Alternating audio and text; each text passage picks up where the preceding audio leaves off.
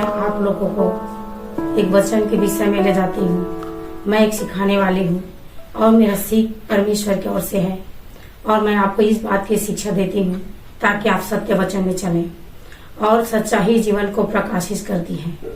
मुझे मनुष्य से कोई मतलब रोल नहीं है। मनुष्य के छिपे हुए अंधकार से रोल है जो मनुष्य से भटकाते हैं, मनुष्य को कुकर्म करने के लिए मजबूर कर देता है और उसे नरक कुंड की रास्ता दिखा देते हैं। और मेरी यही सीख है और मैं अपने प्रिय भाई बहनों को भी यही शिक्षा देती हूँ ताकि नरक कुंड के आगों से वो बच जाए। हम मनुष्य को धर्मणकन नहीं करवाते हैं, न किसी मनुष्य को गलत मार्ग सिखाते हैं। हम एक सत्य की ज्योति की मार्ग सिखाते हैं, जैसे हमारे पिता हमें शिक्षा दी है जो परमेश्वर ने, ताकि उस वचन की प्रकाशित करें और सत्य मार्ग में चलें। क्योंकि हमारा प्रकाश है सच्चाई, हमारी प्रकाश है सच्चाई और सच्चाई को परिपूर्ण होकर उसमें अपने जीवन को परिवर्तन करना है। हमें धर्म अधर्म को परिवर्तन नहीं करना है, क्योंकि हमने अगर गलत काम किया है, किसी से झगड़ा करते हैं, किसी को गाली देते हैं, झूठी आरोपी लगाते हैं, तो ये अधर्म काम होता है। अगर हम किसी के लिए बैर दुश्मनी नहीं करते हैं और अपने जीवन को नम्रता संयमता धीरजवन बनाते हैं तो सच्चाई का धर्म होता है। यही धर्म है और इस बाइबल में कोई अधर्म और धर्मी और धर्मणकन की शस्त्र नहीं लिखाए हैं, न इसका कोई शब्द लिखाए हैं। इसीलिए हमारे भाई बहन को हम विश्वास के साथ दिलासा दिलाते हैं, आशा करते हैं ताकि वो सच्चाई की बात माने। हम एक एक वचन आपके लिए उपस्थित लेकर आते हैं, यहाँ पर खड़ा होते हैं।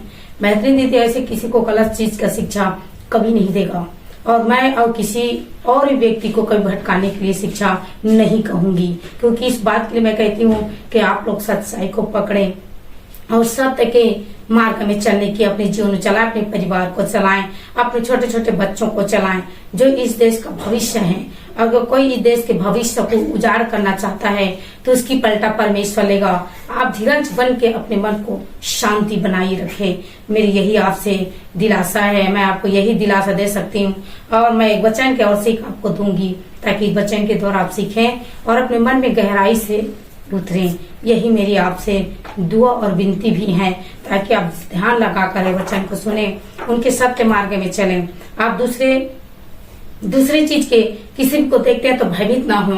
कोई भी चीज देखते हैं कि काली जादू है, टोना जादू करते हैं, ऐसे कभी जीवन में कभी मत सोचें, क्योंकि आपका जीवन कमजोर है, आपकी आंखें कमजोर है, वो बुरा मार्ग दिखाते हैं। इंसान के शरीर के दिए हुए हर एक अंग है और अंक के हर एक अंग को आपको समझाना है कि आपके अंग क्या कहता है, क्योंकि आप अपनी बुराई के मार्ग से हटाएं।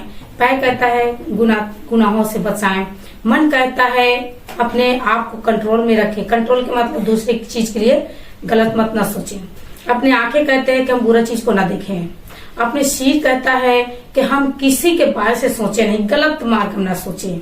अपने हाथ पैर कहता है कि हम गलत चीज को छुएंगे तो हमारे हाथ पैर क्या हो जाएंगे?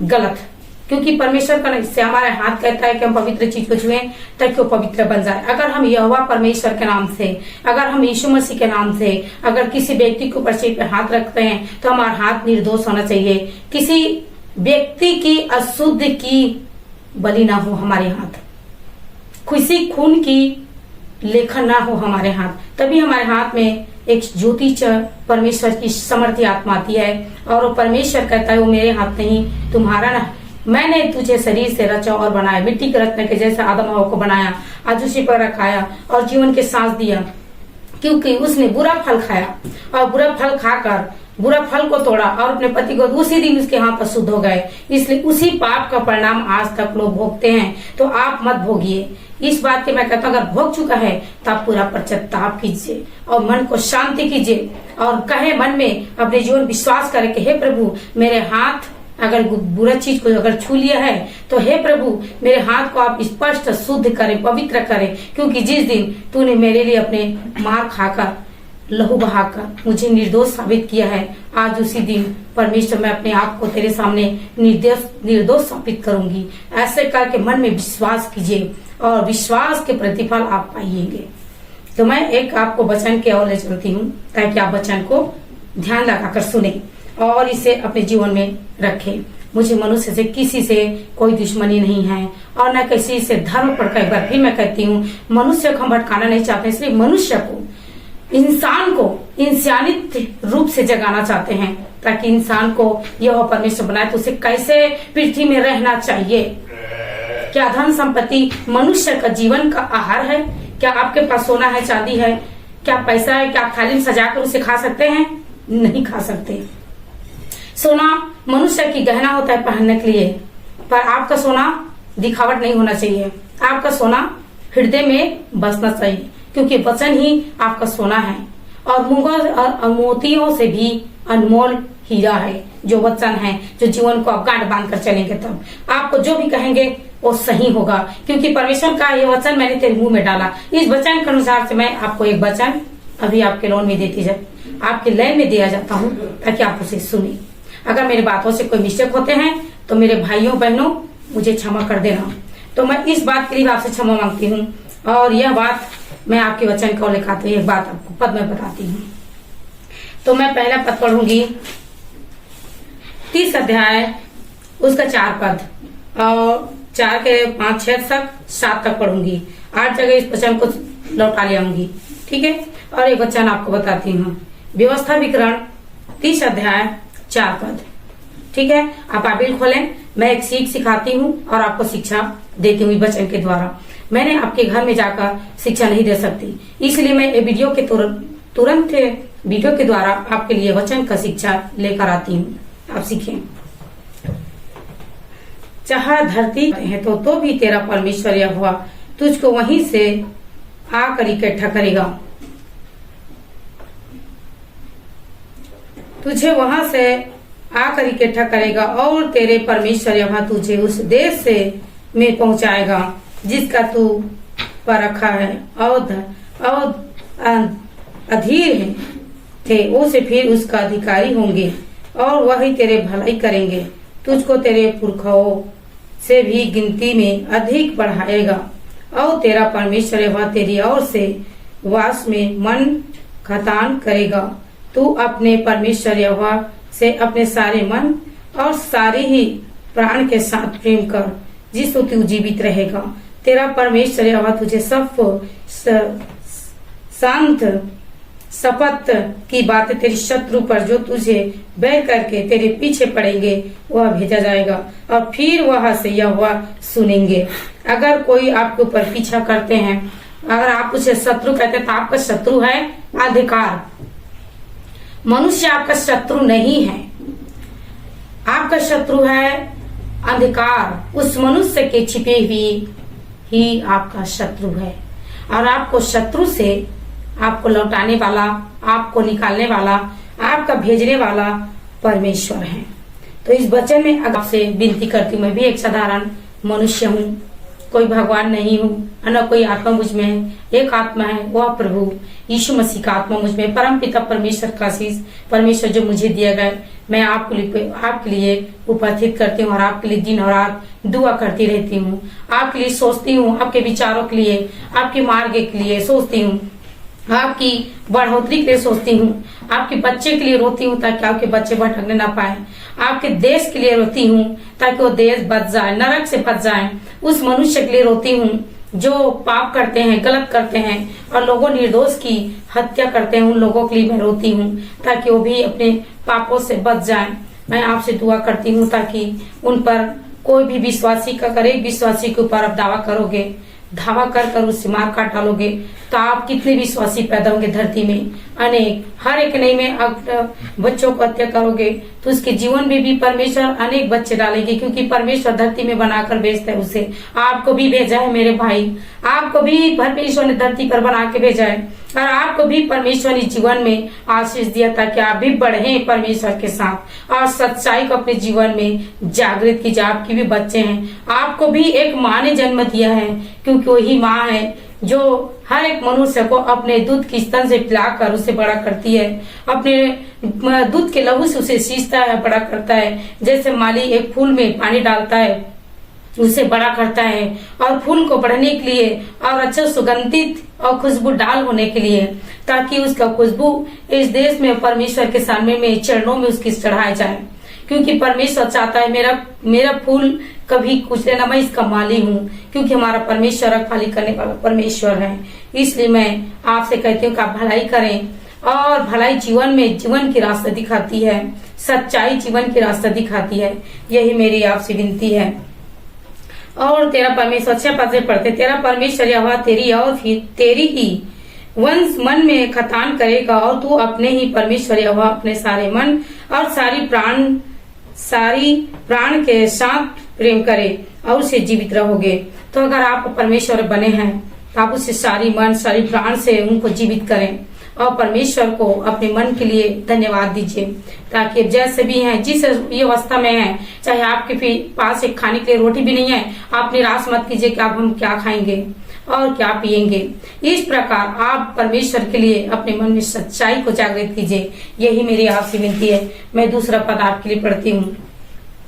व्यवस्था विकरण, और व्यवस्था विकरण के पद है 30 के 16 पद में पढ़ते हैं। क्योंकि आज हमें परमेश्वर ने ये जीवन दिया, हम ऊपर पैंट लेते हैं परमेश्वर के लिए और आपके लिए, ताकि आप सीख सकें। सुनो, आज मैं तुझे एक जीवन और मरण हानि का लाभ दिखाता हूँ। ये वचन कहता है, सुनो मेरे भाइयों और बहनों, आज मैं तुझे इस जीवन और मरण की लाभ और हानि दिखाता हूँ। कैसे आपका हानि होता है, कैसे आपको लाभ होता है। इस वचन के लिए आपको धन्यवाद देती हूँ, ताकि आप गहराई से सुनते हैं। ये वचन है परमेश्वर का, और क्योंकि आज तुझे एक आज्ञा देता हूँ कि अपने परमेश्वर यहोवा से प्रेम करना और उसके मार्ग पर चलना, उसकी आज्ञा विधि और नियमों को मानना, जिसे तू जीवित रहे और बहुत बढ़ाए। तेरे परमेश्वर यहोवा तुझे इस देश की अधिकारी होने जो आज तू रहे है उसे आशीष देगा। अगर इस देश में आप अधिकारी बनना चाहते हैं, इस देश में आप राजा बनना चाहते हैं, इस देश के मंत्री बनना चाहते हैं, तो परमेश्वर से आप प्रेम करना सीखें पहले, फिर मनुष्य से प्रेम करना।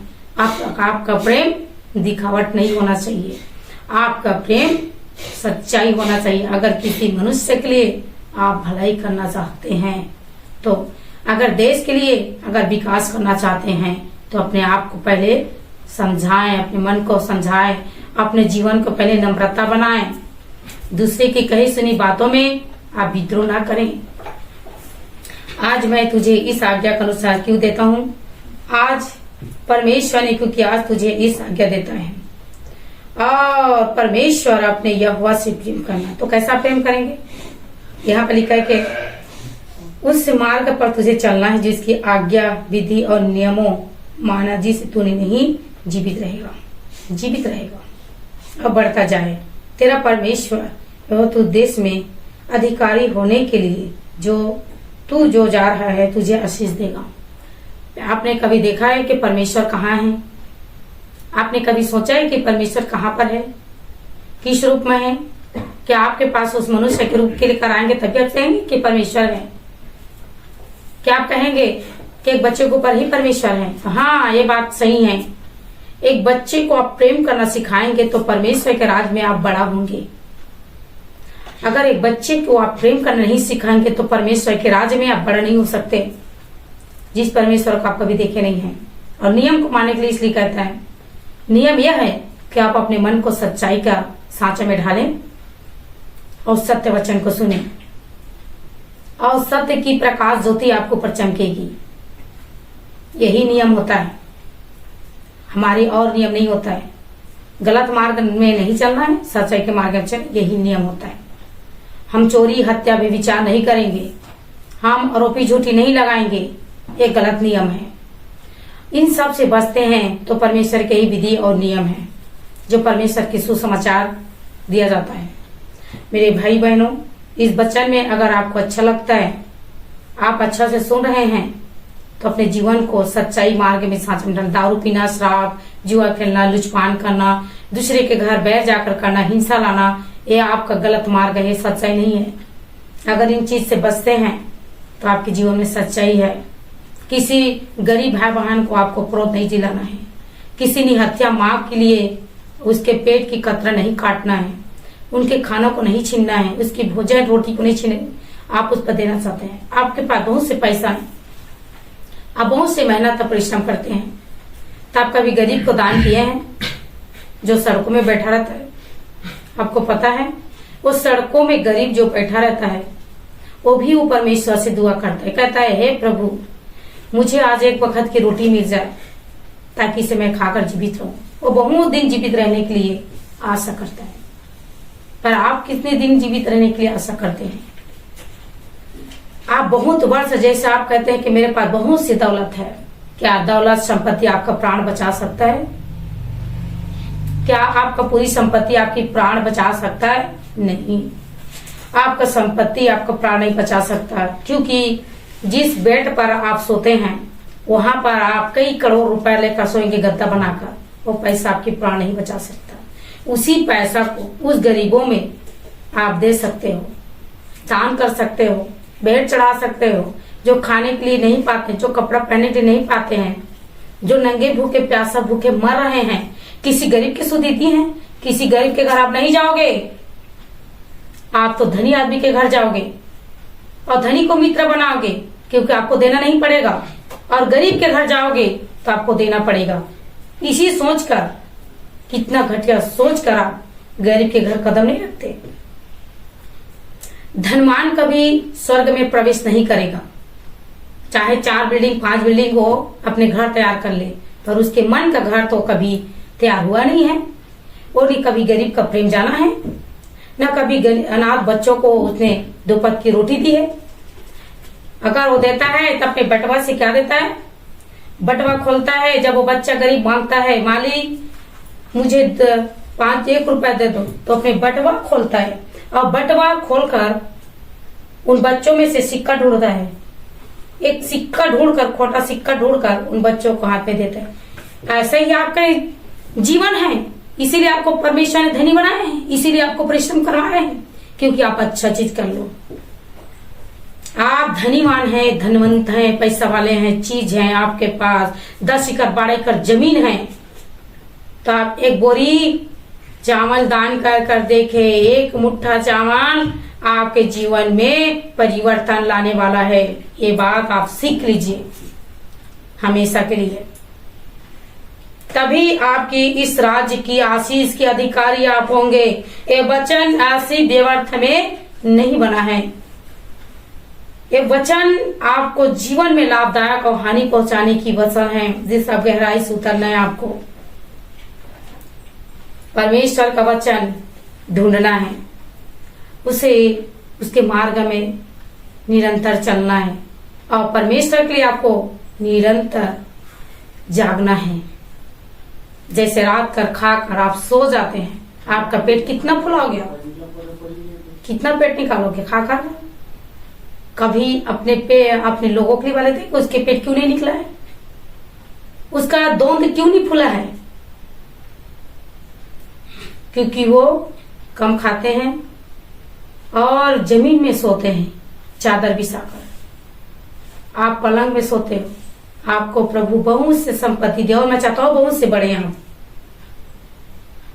मेरे बात के कहना है कि आपको बेइज्जती करना नहीं है ना, मैं आपकी सक्रिय बात बता रही हूँ, आपको एक लाइन बता रही हूँ बात की, ताकि आप परमेश्वर के लिए आपका पेट भरा है, अच्छा खासा खाते पीते जिंदगी बिता रहे हो, तो दुख के एहसास आपको कैसे होगा?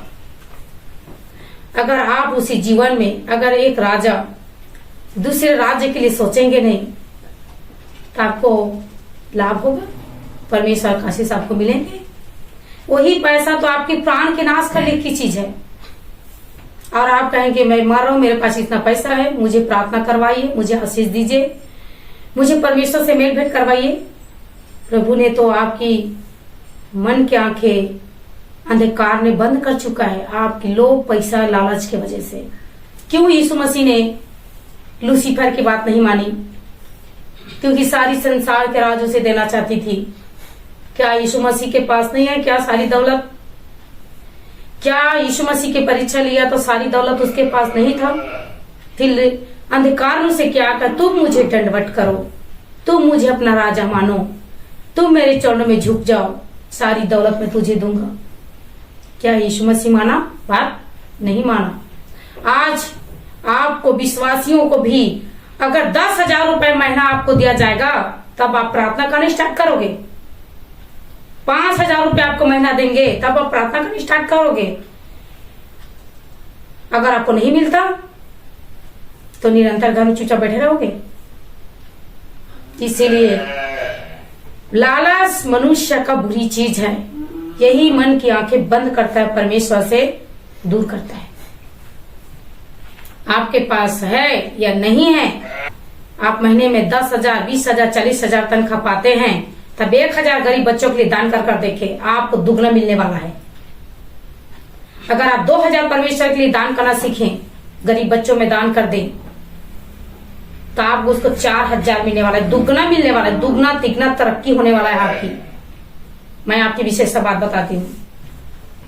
जब मेरे पास कुछ भी नहीं था, मेरे पास कुछ भी नहीं था, मैं बीमार से जकड़ी हुई थी, मेरे पास बहुत से पहले गहने था, कपड़ा था, पैसा था, बहुत से थे। अब मेरे पास है यहोवा की वचन। उन सभी को मैंने अपने पूरा गहना को बेचकर दूसरे काम में लगा दिया। जब मैं दान करता हूं तो बाएं हाथ से दान करता हूं तो मेरे दाएं हाथ पता नहीं चलता, उसको नहीं पता चलता, न मैं किसी को बताती हूँ कि मैं इस व्यक्ति को दान की हूँ। कौन गरीब है उनको मैं खिलाती हूँ, कौन निहत्था कमजोर है उसके लिए मैं दुआ करती हूँ। सिर्फ यहोवा परमेश्वर जानता है और मैं जानती हूँ कि मैंने उसके लिए प्यार किया। मेरी प्रार्थना सुनी जाए प्रभु। मेरी प्रार्थना दिखावट के लिए नहीं है, मैं आपको सच कहती हूँ, इस बात के लिए सच मानिए। मेरी प्रार्थना है परमेश्वर की गहराई में उतरना और मेरी आत्मा से उनको भरकर उन पिता के पास यहोवा परमेश्वर के चरणों में उन व्यक्तियों को समर्पित करना, ताकि वो बच जाए, नरक से बच जाए, अंधकार से बच जाए। एक एक के मैं दिन और रात प्रार्थना करती हूँ। आज मैं वीडियो के सामने आपको लिए इस वचन की और इस बात की आपको गवाही भी दे रही हूँ कि मेरे जीवन परमेश्वर ने ऐसे खड़ा नहीं किया है, मुझे इसलिए खड़ा किया है ताकि मैं परमेश्वर के लिए अपने पूरे दिल और आत्मा से काम करूं, सच्चाई की, सत्य ज्योति के मार्ग में चलूं। जिस प्रकार हर एक सच्चाई अपने परिवर्तन देकर आए और अपने अपने दिन में उन लोगों ने सबको सच्चाई जागृत की, पर मनुष्य के मन को अंधकार ने बंद कर चुका है, कहां से मानता। पर यीशु मसीह एक धार्मिकता व्यक्ति है जो आया मनुष्य के रूप में और आकर मनुष्य के लिए अपने आप को दे दिया और देकर उसने लोग को साबित किया कि मैं जिंदा हो सकती हूँ। और उसने भविष्यवाणी भी की कि मैं 3 दिन बाद जी उठूंगा, इस मंदिर को बनवाऊंगा, तोड़ूंगा भी बनवाऊंगा। कौन सा मंदिर से कहा? अपने जीवन के मंदिर से कहा। बाइबल आप पढ़ते हैं, आप जरूर सीखें, और बाइबल नहीं पढ़ते हैं तो बाइबल वीडियो के द्वारा सीख जाएं। यही मेरी आपसे विनती है। और इस प्रार्थना में इस वचन अधिक नियमों और पालन। अधिक नियम क्या है? इसमें कोई नियम रहता है? नियम यह रहता है क्योंकि आपकी पैर को स्वयं नम्रता बनाना है और सत्य मार्ग में आपको चलना है, यही तो आपका नियम है। मैंने कहा था ना, चोरी मत कीजिए, हत्या मत कीजिए, विचार मत कीजिए, गलत दोषी झूठी न लगाइए, किसी का संपत्ति की लालची मत कीजिए, किसी स्त्री की लालची मत कीजिए, किसी बेटी को हानिकारक ना पहुंचाए, किसी भाइयों के लिए हक न मारे, किसी की झूठी आरोपी ना करें और किसी के लिए कोई गलत बात ना सोचे। चोरी, हत्या, बेविचार, मूर्ति पूजा, हर एक प्रकार की, पत्थर जो बोलता नहीं है, डोलता नहीं है, एक पत्थर को मैंने उस जगह में रख दिया। मैंने एक पत्थर को एक किनारे में खड़ा कर दिया था, उसको चीन पत्थर लगाने के लिए। किसमें? मेरे खेत में। मैंने अपने खेत में, जब मेरे खेत का बंटवारा हुआ, 2 भाई हैं और भाई का बंटवारा दिया गया मेरे घर से और मुझे भी छोटा सा जमीन दिया गया, तो मैंने कहा ये पत्थर का सिवाना जहाँ एक पत्थर लगाए, इस भाग आपका है, इस भाग मेरा है, ताकि आप हमसे कभी गलत ना बोलें और कभी गलत ना सोचे। इस प्रकार मैंने यहाँ पर एक पत्थर रख दिया। एक व्यक्ति आए और वो पत्थर के सामने क्या कहा कि इस पत्थर में भगवान निकला है और उसी पत्थर के सामने उसने पानी डालना शुरू कर दिया और पानी डालकर उसने फूल डालना शुरू कर दिया और फूल डालकर उसमें अपना सिर को झुकाने लगा। मैंने कहा, हे प्रभु, इस व्यक्ति को मैंने कहा था कि पत्थर को मैंने इसके सीमाना बढ़ाए ना और इसको इस पार के लिए छोटा सा जमीन के लिए भाई भाई झगड़ा ना हो, इस कारण मैंने इसमें पत्थर रख दिया था। उस पत्थर को उसने देवता मान लिया और उसके सामने आ गए। और दूसरा दिन क्या हुआ, दूसरा दिन भी ऐसी बात हुई। एक कुत्ता आया और कुत्ता आकर उसी पत्थर में पेशाब कर दिया और वो व्यक्ति आ क्या कहता है, भगवान के ऊपर एक कुत्ता पेशाब कर रहा है, मैं इस कुत्ता को मारूंगा। और उस कुत्ते को दौड़ा कर क्या कहा, डंडा से मारकर उसके कमर को ढीले कर दिया। वो कुत्ता भिया में चलने लगा और बेचारा दुख से विलाप करने लगा। मैंने कहा, हे प्रभु, ये कुत्ता जब पत्थर है कहकर इसमें किसाब किया, इस व्यक्ति ने इसे भगवान है कि कुत्ता को मार के कितना बड़ा पाप किया। अब सबसे बड़ी पाप तो मुझसे हुई क्योंकि मैंने वहां पर एक पत्थर रख दी थी। मैं इसके लिए क्षमा चाहती हूँ। मैंने तीसरा दिन मैंने कहा, हे प्रभु, मेरे पाप क्षमा करें। इस पत्थर के वास्ते लोग आज इसी पत्थर के वास्ते मर मिट रहे हैं और इसके जीवन तुरंत अंधकार काम कर लिया। तुरंत उसको भगवान मान लेता, अंधकार नहीं है तो क्या है, उसके मन का आंखें खुलने रहता, देखना चाहिए कि वो पत्थर है। मैंने तीसरा दिन गया और जाकर उस पत्थर को उखाड़ कर उसको फेंक दिया। अब वहां पर समाप्त कर दिया, पाप से बच गई। तो आज इसी प्रकार होते मनुष्य के अंदर भी अंधकार ने बंद कर दिया है। उनको हर जगह जब अंधकार बंद कर दिया है तो हर जगह से मंदिर, भगवान यही दिखाई देंगे और इसी कारण मनुष्य आज पीड़ित है। इसी दुख की वजह से मनुष्य में आज तकलीफ है। इस बात के लिए धन्यवाद चाहती हूँ ताकि आप अपने मन को निरंतर बनाए रखें और अपने आप को समझाएं। इसके लिए धन्यवाद देती हूँ। नमस्कार।